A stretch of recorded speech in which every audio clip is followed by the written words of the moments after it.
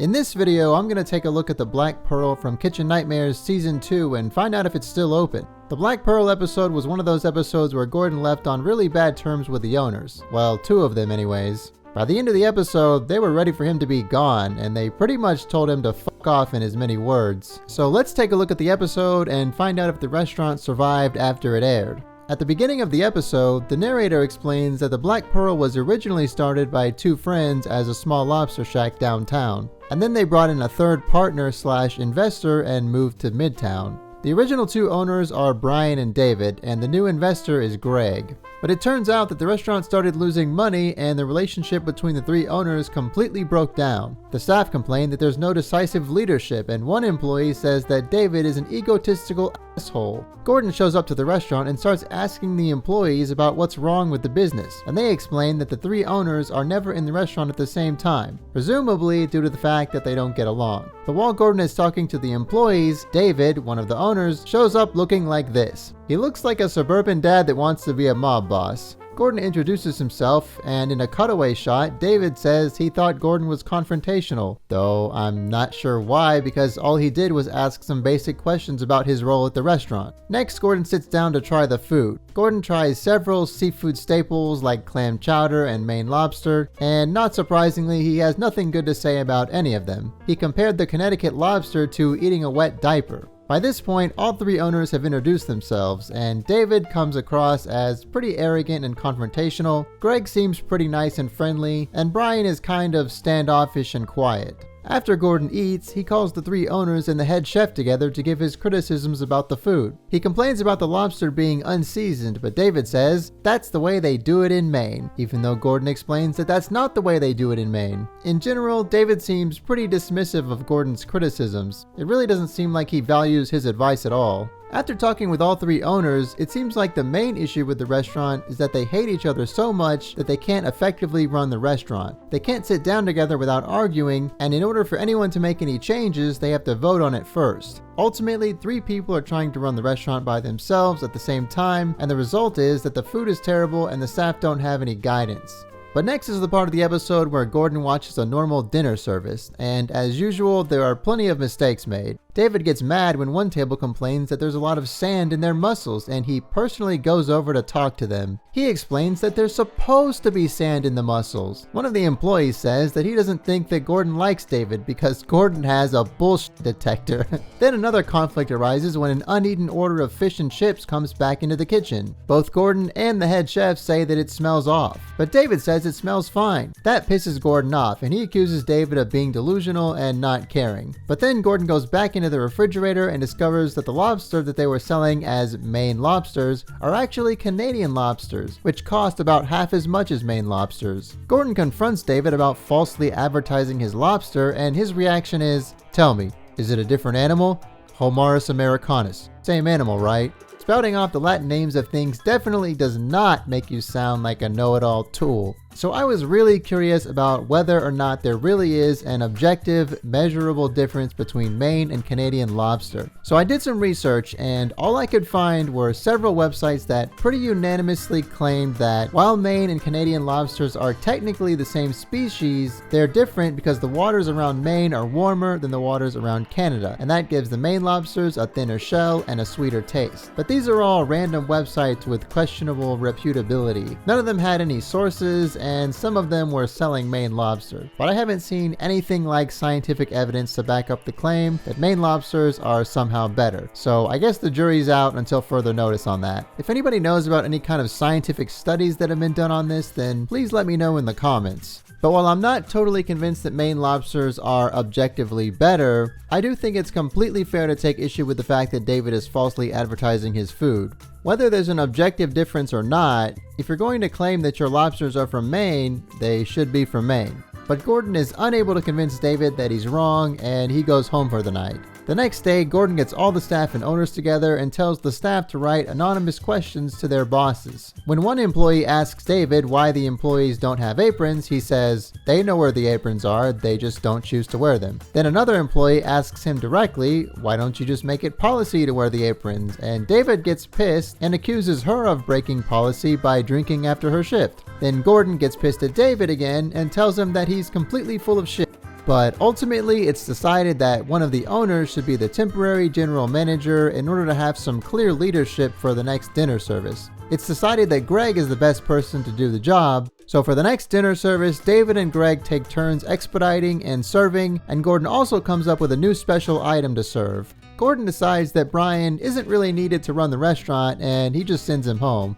The service goes mostly smoothly, besides a few minor mistakes, and afterward, Gordon asks the staff to vote on who they want to be the permanent general manager. All but one vote is for Greg, and though David seems a little annoyed, he agrees that Greg should be the general manager. But now it's time for the restaurant redesign part of the episode. Gordon reveals the new restaurant, and everyone seems impressed, except for David. Gordon asks him what he thinks about it, and he starts complaining about the color of a column or something. Gordon just kind of laughs it off, but David seems genuinely dissatisfied.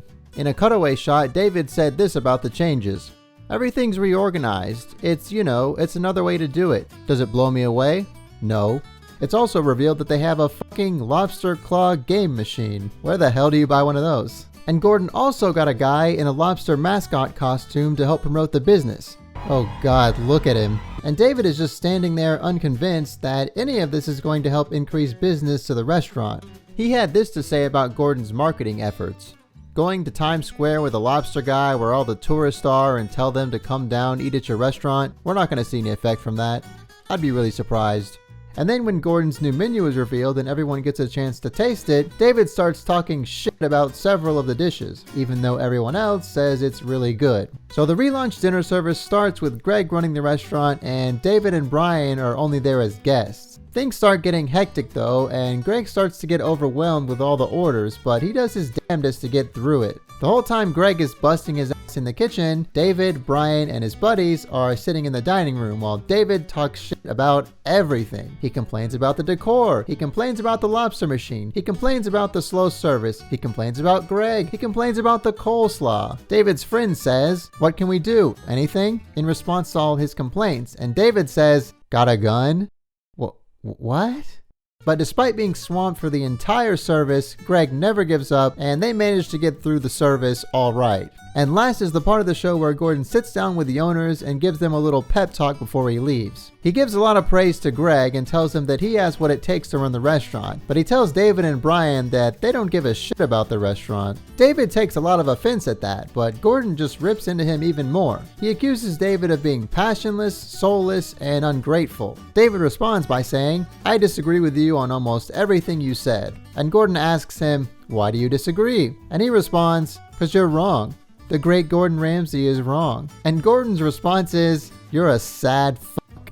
When Gordon accuses David of being ungrateful, he responds with, "Despite what a prick you've been to me, I'm still grateful that you were here. I love what you've done. I think that the menu is brilliant." And then the editors play back tons of clips of David complaining about the menu and everything else. After several more minutes of arguing, neither of them is willing to back down, and Gordon finally leaves. And that's how the episode ends. But there was a revisited episode where Gordon came back to see if the restaurant survived. At the end of the original episode, when Gordon told David that he would go back to his old ways and doom the restaurant, he responded, "I'll tell you what, why don't you come back in, and you know what, I'm sure you will, and see how it goes," in a really condescending tone. So I guess Gordon took him up on that offer. So who was right? Are they still open in the revisited episode? It will probably surprise no one to hear that they're closed. Yeah. I mean, they were doing bad before the show, but then David went on TV and acted like a total jackass.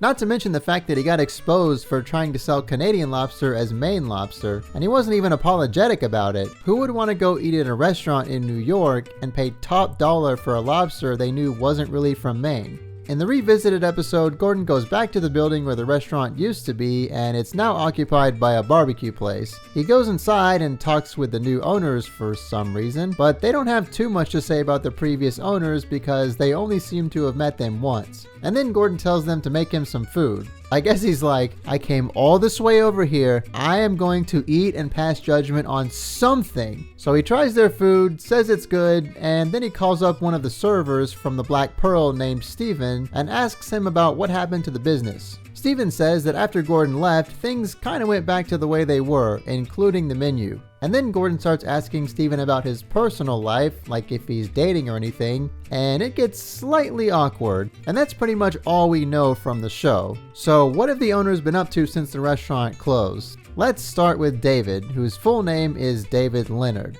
So the first thing I found out is that David Leonard is apparently a musician, but I'm going to come back to that in a minute because it turns out that after going on the show, David had a lot to say about his experience with Kitchen Nightmares. On October 17th, 2008, not long after the episode of Kitchen Nightmares had aired, Eater.com published an article with a very salty letter from the owners of the Black Pearl. It turns out that the restaurant closed down just 4 days after the episode aired on the 25th of September 2008. So this is only about 3 weeks after they closed down. This letter from the owners is signed David, Brian, and Greg, but I think after I read it, you might doubt that all 3 owners had a hand in writing it like I do. But here's what they had to say.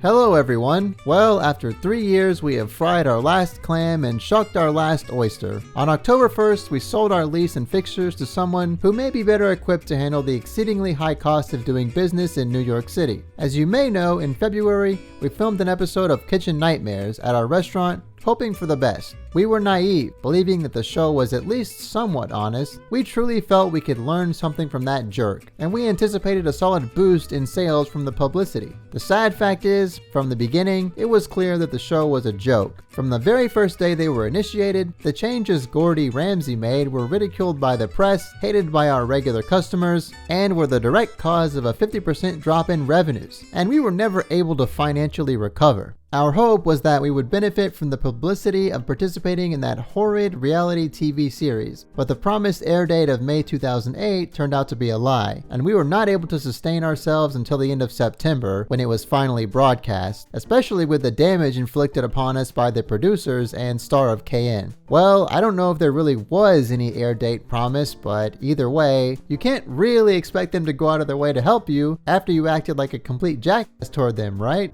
While the partners certainly weren't on the best of terms, I do admit that we exaggerated the issues we displayed on the show in order to convince the producers to feature our restaurant. But during the week of filming in February, it became clear that the show was a complete sham. KN is simply a series of setups staged to illustrate situations that fit their script. And as you would expect, their expert editors tell you only half the story, the part that makes their star shine the brightest. All of my brilliant and pointed comebacks were left on the cutting room floor. Darn the luck. So you think that if we heard your clever comebacks, people would have formed a totally different opinion of you? Like everyone would overlook the false advertising and stuff if you came up with some really sick burns? In fact, Gordo's menu changes were horrible and mirrored the buffet offerings of a cruise ship in the 1950s. Lobster béarnaise, shrimp Louis with green goddess dressing. His ideas were laughable and proved to be utter failures. His innovations had nothing to do with our concept of a New England lobster shack, something he clearly knows nothing about. For God's sake, he thinks the Canadian and Maine lobster are 2 different species. Maybe he thinks Canadian lobsters have an accent.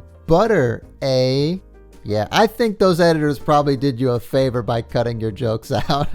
Finally, his big design change, the Lobster arcade game, was nothing short of asinine. After the filmed grand reopening dinner, attended by actors we learned who responded to the producer's Craigslist ad and were instructed to order the new Gordy Ramsay special, very few ever ordered the Lobster béarnaise again. And who can blame them? Greasy potatoes? Buckets of oil? Egg and butter? Nice one, Gordo. Real good idea. But what really sealed our fate was his bastardization of our award-winning lobster roll. To improve upon our recipe, he cut the amount of lobster in half, added lemon, lettuce, celery, salt and pepper, and way too much mayo. Of course, it didn't work. It served us right for allowing a potty-mouthed teabag to mess with our New England cuisine. We should have taken a page out of history, revolted, and sent him packing and bleeding back to King George. Anyway, enough sour grapes. While I hope Gordo meets an untimely death so that I can dance on his grave, it is time to move on. Dude, what the fuck? That is an unbelievable amount of salt. The point is, we would like to thank you all for your support during our brief time operating what we thought was the best seafood shack in New York. My partners and I really did care about everything we offered at Black Pearl, but we didn't care enough to sell you real Maine lobster or admit that it was Canadian. From the inception, we did our best to keep the concept pure. We made every effort to be fair to our customers, our staff, and ourselves. We remember fondly those crazy nights with Sherry Vine, Sean Lynch's Rat Pack review, the Rasta Christmas parties, and their brilliant musings of pianist Tommy Mandel. We were lucky to have you all aboard. And of course, we thank our loyal staff for all their hard work, especially Haru, Charles, Lana, Lisa, and Steve. Perhaps we'll do it again. Sound of my partner's bullets whizzing by my head. I don't know. If we do, we'll be sure to spread the word. For now, we'll take advantage of the newfound holes in our schedules to relax with our families and friends. Love and best fishes, David, Greg, and Brian. Okay, so in my humble opinion, it really seems like David wrote that on his own and just kind of stuck the other two owners' names on there to make his complaint seem more credible. But obviously, I'm just speculating there. Let me know what you guys think. I just can't really imagine the other two writing anything that salty. But David wasn't done yet, because in 2009, a full year later, Eater.com published another article about David talking shit.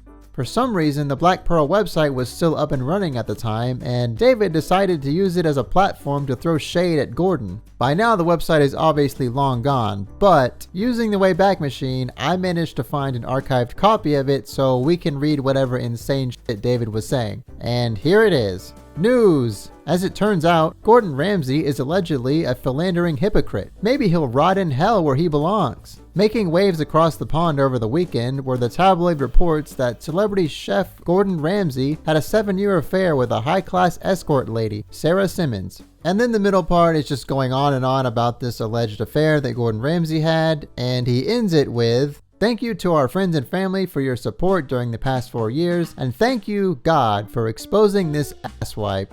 Well, it's good to know he's not still bitter. So there was a scandal in the news a while back where Gordon Ramsay was accused of cheating on his wife. I guess that's what David is talking about here. I'm not going to go into too much detail here for time reasons, but basically, Gordon was accused of cheating and he denied it and said he was set up. But either way, that is an unnecessary amount of hatred to have towards someone that talked a little bit of shit about you. But let's go back for a second and talk about David's musical career. I was pretty surprised to learn that he was a musician. To me, he really didn't give off that kind of vibe in the episode, but okay. According to realitytvrevisited.com, after the restaurant closed, he returned to his music career and released an album called The Quickening. And here's his website. Ooh. Oh no.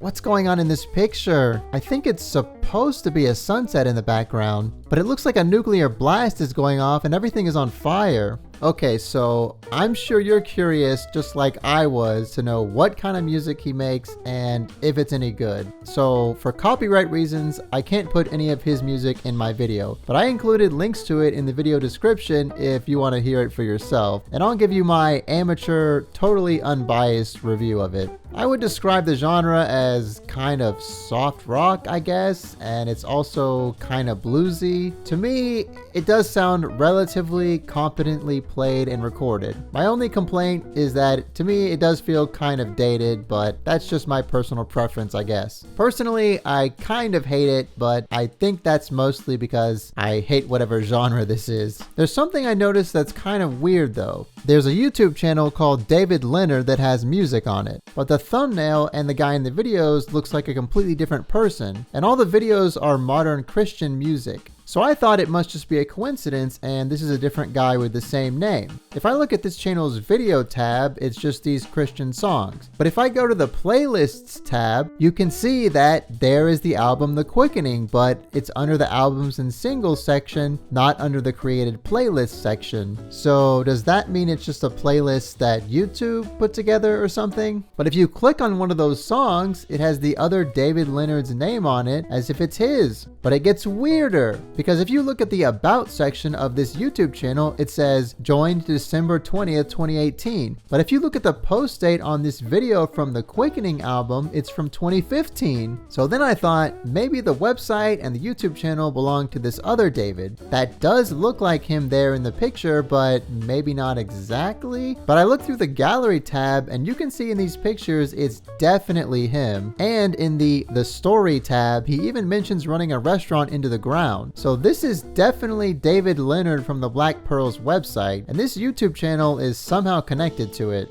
I found out that this guy's name is David Allen Leonard, formerly of the Christian music band All Sons and Daughters, and he was born in 1982. David from Kitchen Nightmares was born in 1955. So that means that Kitchen Nightmares David was 27 when this other David was born. My theory is that maybe this is Kitchen Nightmares David's son and he just named him after himself, but that's just my theory. Even after extensive searching through social media and everything else, I couldn't find any evidence to prove one way or the other. Also on that website, I found in the Performances tab there are some pretty recent dates for shows, so I guess he's still performing even up until the present. One other interesting tidbit about David is that he wrote a diving book for some reason. Here it is. And that's pretty much all we know about what David's been up to since going on the show. And I couldn't find out much of anything about Brian, the quiet owner, but what about Greg? Well, I did manage to find his LinkedIn, and we can see here that from 2000 to 2015, he was an owner and managing director for Foodsmith Consultants. I guess he was doing that at the same time he was running the Black Pearl. Then for 8 months in 2015, he was the general manager of the Brasilia Cafe, and from 2015 to 2017, he was the general manager at Bellini Restaurant. And finally, he was the general manager at Hakkasan, New York City from 2017 to 2018. And after that, we really don't know what he's been up to. But you want to know who I did find some interesting stuff about? Steven, the waiter that Gordon talked to in the Revisited episode. His full name is Stephen O'Connor, and if we look at his IMDb, we can see that after his appearance on Kitchen Nightmares, he's had a long and successful career as a casting associate, and he's even won some awards. In 2019, he won the LA Associate Services Casting Director Spotlight Award, and this year, in 2021, he won an Emmy for his work on a TV series called The Healing Power of Dude. He's even got several acting roles under his belt as well, so it looks like he's done the best out of anyone from that episode. Well, good for him. He seemed like a genuinely nice guy in the episode, so I'm really glad to hear that he found some better employment and managed to make something of himself. Well, I guess that's all for this video. Thank you so much for watching all the way to the end. If you liked the video, please consider liking and subscribing, and hopefully I will see you in the next one. Oh yeah, and have a Merry Christmas.